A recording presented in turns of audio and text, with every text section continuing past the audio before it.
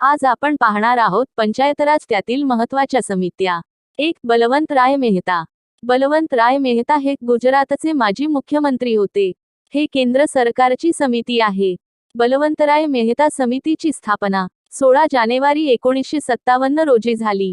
अहवाल 24 नोव्हेंबर 1957.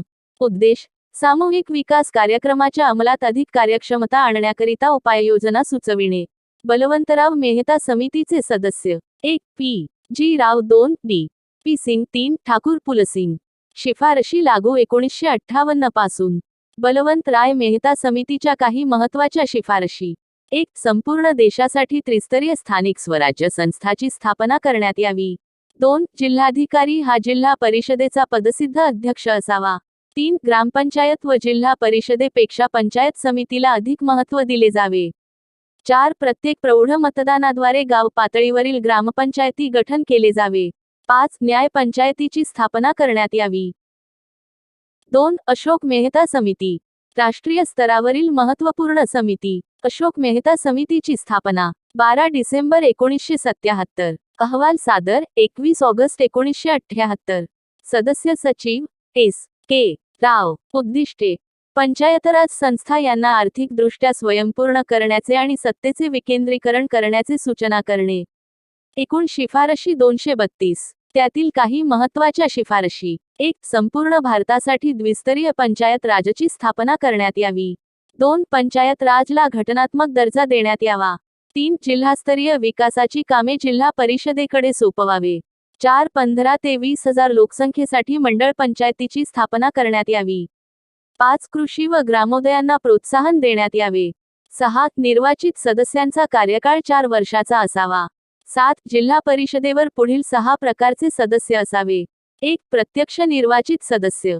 2 महिला सदस्य. 3. 2 स्वीकृत सदस्य. 4. मोठ्या महानगरपालिकेचे अध्यक्ष.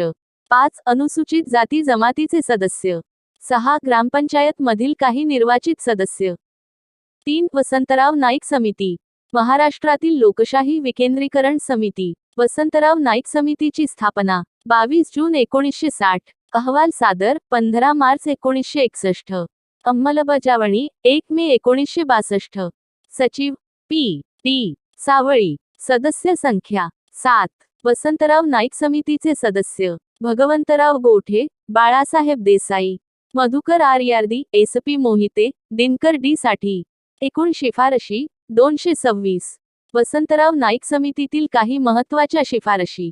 1. महाराष्ट्रासाठी त्रिस्तरीय पंचायत राजची स्थापना करण्यात यावी. 2. जिल्हा परिषदेवरती आमदार व खासदार यांना सदस्यत्व देण्यात येऊ नये. 3. त्रिस्तरीय स्थानिक स्वराज्य संस्थेमध्ये जिल्हा परिषदेला अधिक महत्त्व दिले. 4. जिल्हा परिषदेचा प्रशासकीय प्रमुख IAS दर्जाचा अधिकारी असावा.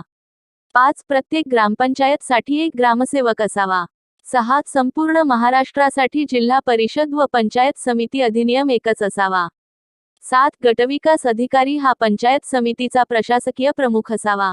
8. स्थानिक स्वराज्य संस्थांना मार्गदर्शन करण्यासाठी विभागीय आयुक्तच्या अध्यक्षतेखाली एक सल्लागार समितीची स्थापना करण्यात यावी.